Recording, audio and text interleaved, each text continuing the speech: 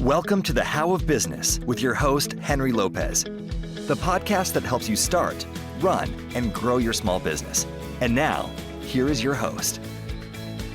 Welcome to this episode of the How of Business podcast. This is Henry Lopez. And on this episode, I share the top 5 reasons small businesses fail. This list is based on my own experiences as a business owner, as a business coach, my research, and the research of other experts that I've had the opportunity to learn from. For the show notes page for this episode and all of my small business resources, and to learn more about my one-on-one and group coaching programs, just visit thehowofbusiness.com. I also encourage you to please subscribe to my show wherever you might be listening so you don't miss any new episodes.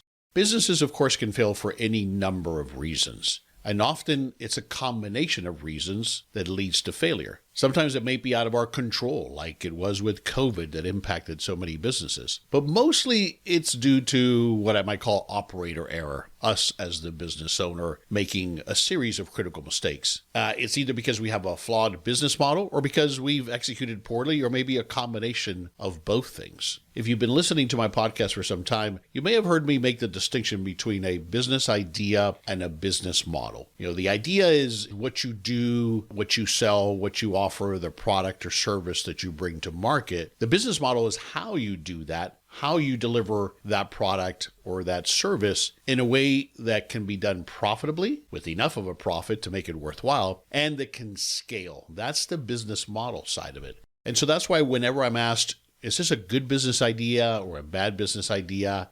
Other than obvious things, like I always say, if you had told me you were going to start a restaurant in the middle of the pandemic, I would say bad idea. But otherwise, I don't know. We never really know. Nobody does. Nobody has a crystal ball. That's why there's a risk element involved. But I will say that the key is what we can do to increase our probability of success is to have a plan and to validate to some extent in your planning phase that you have a business model that's viable, a business model that has an opportunity to make a profit, enough of a profit for it to make sense, and that it's a business that can scale. So those are critical things, of course, that are first and foremost.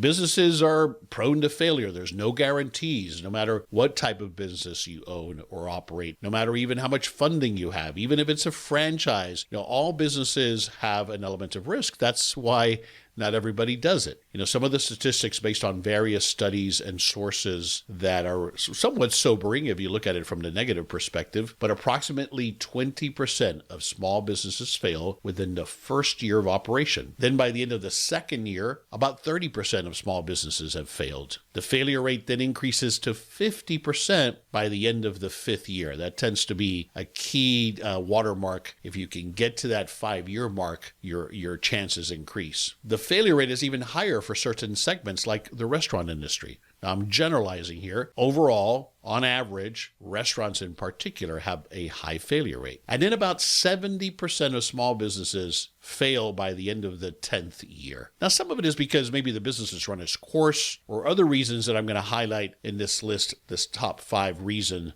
small businesses fail. Now, of course, I'm giving you there the negative statistics. We can flip it around and say, 50% of all businesses are successful by the end of year 5. And that's the way that I choose to look at it, especially if you've done your work up front, if you've done the planning, if you put in the right investment, the right amount of investment, if you've started small and validated your business model. All of those are huge things that help us increase our chances for success.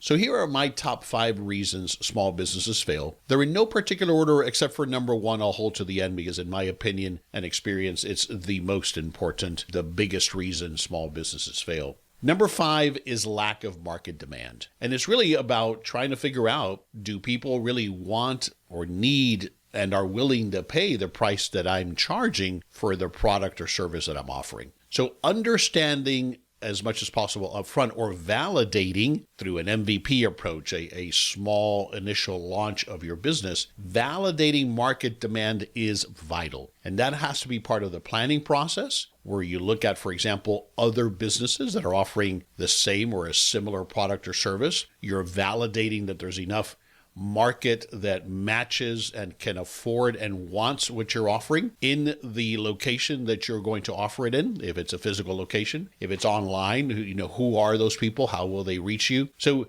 businesses that fail to conduct thorough market research up front or through those initial MVP stages of the business, they are the ones that end up failing for this reason the most. So often it can be pricing as well. So maybe there is a market, but you've decided to charge a premium because that's the only way maybe you can make the numbers work. It's the only way you can make the business model work. And that is a big error that I commonly see. Or conversely, you might underprice yourself to try to be the low-cost provider, which is often, if not always, a huge mistake for small business owners. We simply don't have the resources to compete with the Walmarts or Amazons, as an example, on price. We need to compete on other differentiators. So the lack of market demand, of course, then leads to a lack of sales or not enough sales or no sales or very low sales, and that ends up being one of the reasons that small businesses fail.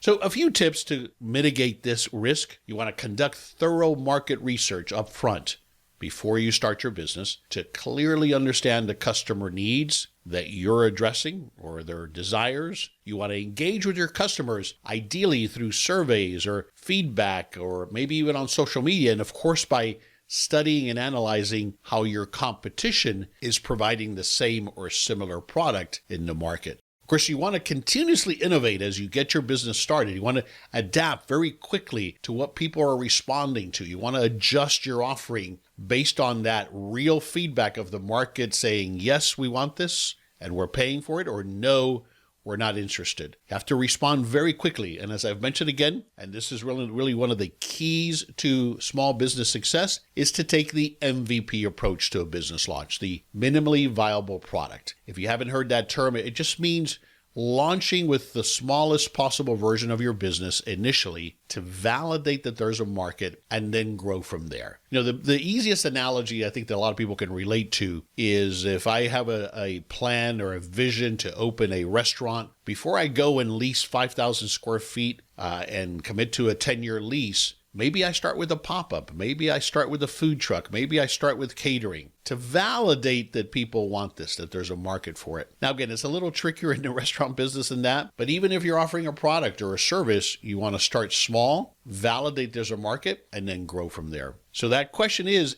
there an existing market, or am I offering something completely new that people have not bought before? And if that's the case, if you're inventing something completely new, boy, that's a struggle. It doesn't mean you can't be highly successful, but now you have to educate people. You have to convince them as to why they need this new product or service, and that requires a lot of time and money to accomplish. One episode I want to recommend to you here, if you haven't listened to it and you're in this stage, the planning stages of a business, then episode 382 is all about small business plans. So listen to that episode. On the show notes page for that episode, you'll also find my outline for a small business plan. And then also periodically, I conduct an online workshop to help you create your small business plan. So go to episode 382. Just when you go to thehowofbusiness.com, search for 382 or search for small business plans, and you'll find both that episode and the workshop. Reason number 4 is competition that's too intense or a market that's saturated. So small businesses often will face stiff competition. Now, competition isn't always a bad thing. Competition is often a good thing as long as the market is not saturated. Now, I don't have a clear answer for how do we determine if it's saturated. I think that's something you have to feel out yourself. You got to get some guidance on. You have to analyze the market. For example, when I started the first frozen yogurt restaurant that I owned with my partner in Colorado Springs, we were the first to bring that concept of self-serve frozen yogurt to Colorado Springs. But within 2 years in that medium-sized city, there were 15 total self-serve frozen yogurt restaurants, which is much more than that market could support or sustain. So that's what we have to look for. Are we going into a market that's already saturated?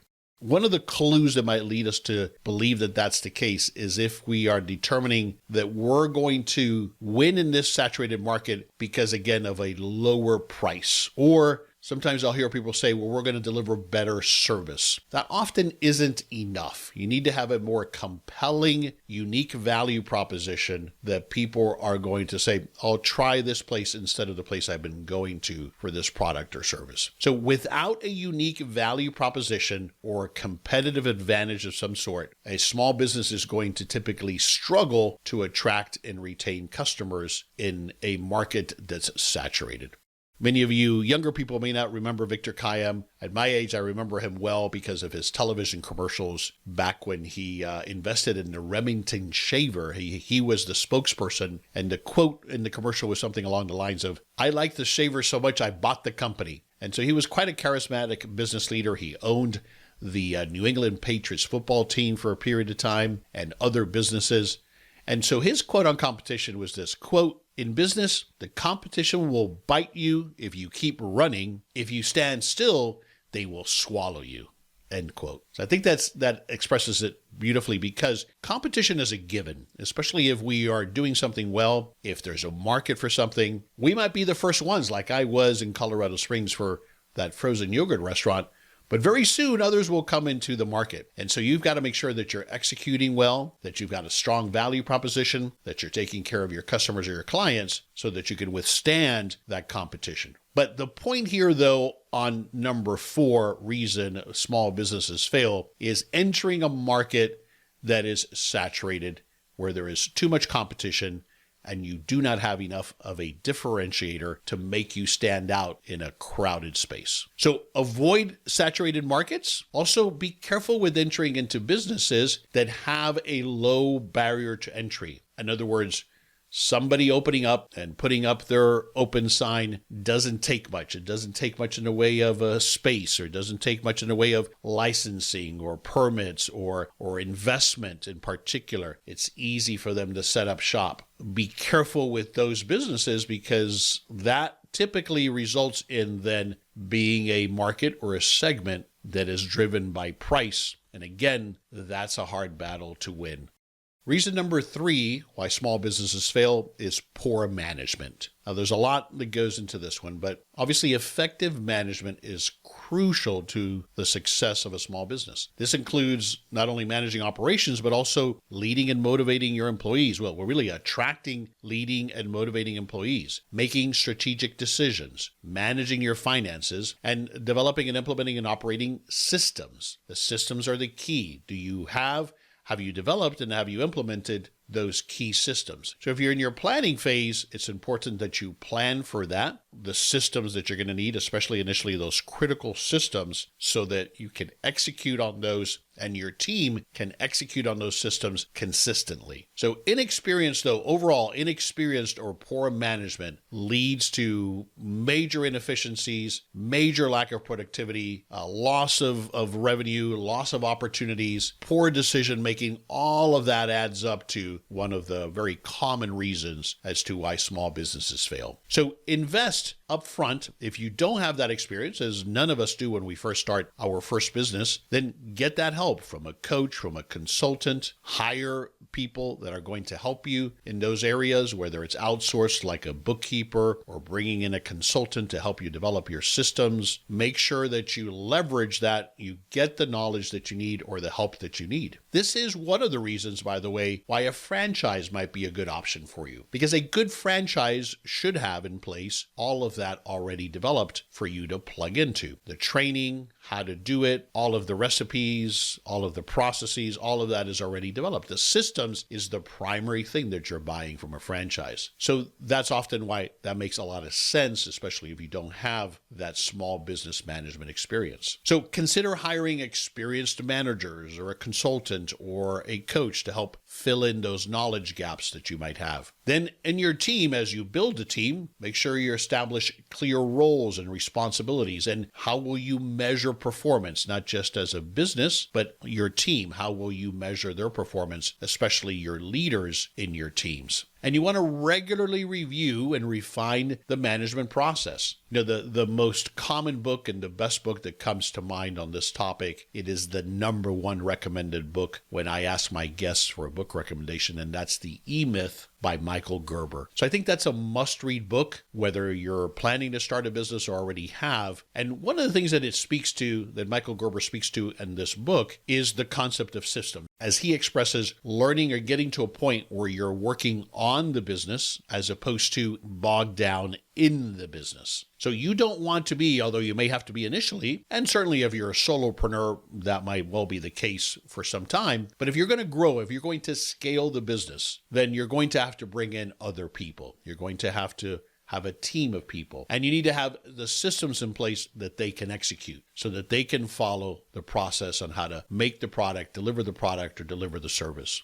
I've got a whole series of podcast episodes on systems. Just if you'll go, when you go to thehowofbusiness.com, the top menu bar, click on podcast, then on archives, and you'll see an archive grouping of episodes for systems as well as for financials, because part of this management is making sure that you have timely and accurate financials to help you make these critical business decisions. So those are some tips to avoid poor management, which is reason number 3 why small businesses fail.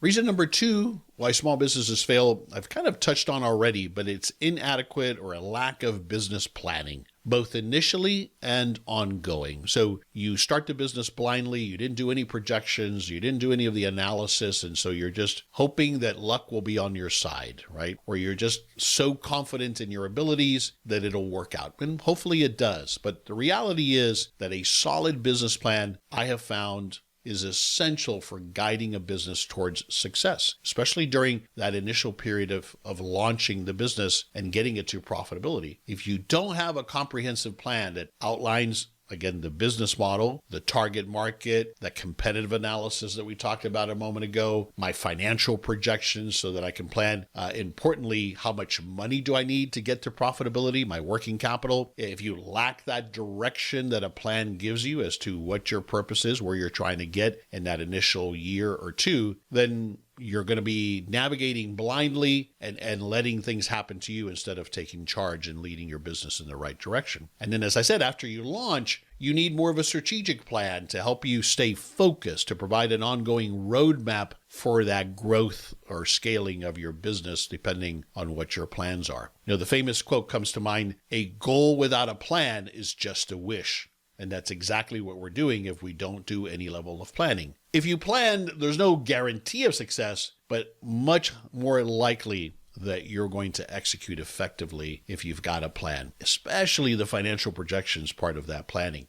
So use that planning as a roadmap to not only make your decisions, but also to track your progress. Break that down, that plan, once you get going, into quarterly objectives, and you'll find that that level of planning in conjunction with annual planning or an annual strategic plan is what most successful businesses do, so that they're on the right track, they're making adjustments as they need to, responding to what's happening to the customer and client feedback, and adjusting their business as they go. So episode 382 is all about small business plans. I encourage you to listen to that episode if you've not already. On the show notes page for that episode at thehowofbusiness.com, you'll also find the download of my outline for a business plan. I also do a workshop on business plans, so look for at thehowofbusiness.com the next date for the business plans workshop. And then episode 504 is all about strategic plans, and I also have a download there of an outline for a strategic plan, which is slightly different than a business plan, but essentially a lot of common components. It's all about analyzing the current conditions and planning how we're going to address that and how we're going to continue to grow the business. And by far, the number one reason why small businesses fail is running out of cash. We run out of capital or cash to be able to cover our expenses, to pay the bills. And when that happens, we have to shut down. So it seems pretty obvious, but it's something that people really don't realize and actually don't understand very clearly. How could that happen? There's lots of reasons why it can happen, a couple of primary ones. But you know how you may have often maybe have seen a business that you thought, wow, they seem to be thriving. They seem to always be busy. They seem to be doing well. And then they go out of business. Well, often it's because the business model was flawed. They may well have been busy, but the financials weren't there. Maybe maybe they weren't charging enough, or maybe they were spending too much, or maybe their lease was killing them. There was probably a financial reason, meaning they ran out of capital, ran out of money as to why they had to shut down. So a lack of capital or cash flow in particular, that flow of cash in and out of our business, and making sure that we don't get into a situation where we have more going out in a period of time than we have coming in. Even though it might be coming in later, it doesn't come in soon enough for you to cover your bills. And that's when a small business gets in trouble, and that's what can kill a lot of small businesses. So struggling with maintaining adequate cash flow is often one of the big sources once you get going. But up front, the big killer here is underfunded startups. What I mean by that is that if we go back to the financial planning, part of the business planning, one of the key things that I'm looking for when I create my financial plans for a new business, or I help one of my coaching clients create their financial projections, is to calculate how long it'll take for the business to break even. But for most small businesses, it's somewhere in those first 12 months. So to get through those months where I'm working at a deficit, I'm spending more than I'm making, that money to cover the difference has to come from somewhere, and that's called working capital. But we cut those corners often as small business owners when we're starting a business because we're short on cash, and we've used up all the cash, for example, to buy the equipment or to get the lease or to get insurance or on our website. And then we don't have enough cash to get us through that initial ramp up time. So therein lies the problem initially in startup, is we don't have enough working capital. And then beyond the working capital, if I end up needing more, where will I go for that? Do I still have more money I can invest in the business, or did I already put everything in that I can? Do I have maybe a credit card backup? Do I have eventually a line of credit? Now, none of us are probably going to have a line of credit initially. No bank is going to give us that. That's a solution later that we want to have, as one of the ways that we offset any cash flow crunches. So the key is to be properly funded up front. And then ongoing, especially if you've got a business that maybe has receivables. In other words, you don't collect all of your money up front, you extend terms to your customers. And if you don't have enough working capital in the business, that creates a killer cash flow crunch that could ruin your business. If you have a business where you make large inventory purchases or invest in equipment periodically, those are things that you may not plan for properly, and then that creates a huge cash crunch. So managing your cash after that startup is critical. Now, I do a cash flow management workshop that I recommend for those of you who have been in business for a period of time now and have a challenge month to month. There doesn't seem to be sometimes enough cash in the bank. Then I recommend this workshop, as well as episode 439 on cash flow management. As far as for the startup, you go back to my episode on financial projections that you can find through the same business plan episode I mentioned earlier, and that's episode 382, by the way, and you'll find not only a spreadsheet, a template to create financial projections, but an episode on how to do that, including calculating what you need in the way of working capital.